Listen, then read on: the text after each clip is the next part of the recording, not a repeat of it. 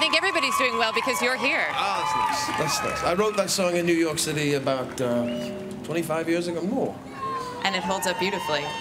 So what was it that inspired you? Because these are, as we mentioned, 12 fan favorites on your new CD, Symphonicities, but you wanted to give them a little new life.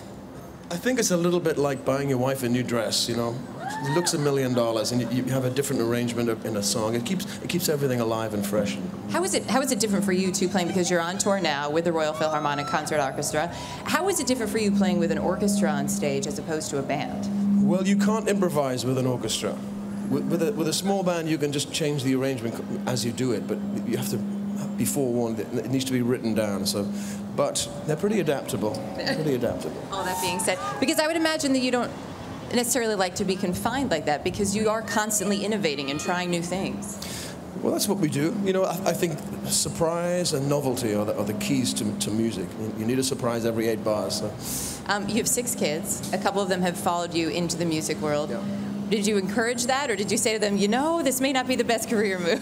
I encourage them to practice and encourage them to believe that music is its own reward. You don't need to be successful. You can play to 3 people, you can play to the cat or the dog, it doesn't matter. It's music. There are so many people who look to you as an inspiration. I mean, clearly you are an icon. When you look at some of the new music that's out there today, is there anything that really speaks to you that stands out to you? Yeah, my kids. That's a great answer. My kids, yeah. Coco and Joe, they're great. When you think about what's next, or I should say, how often do you think about what's next? Constantly. I have no idea what's next. I have no idea what I'm doing. Where do you do your best thinking? My best thinking is when I'm walking in Central Park. An Englishman walking in New York? So as you're walking there, through the park, through New York City, where do you take your inspiration from? Is it the seasons? Is it the people that you see on the street? Music you hear in the park? You know, I can read a book or see a movie or a story that someone tells me in a bar. I see people, you see people's faces, they have a story. I'm looking for stories the whole time. And you found quite a number of them. I know all different types of music are obviously important to you.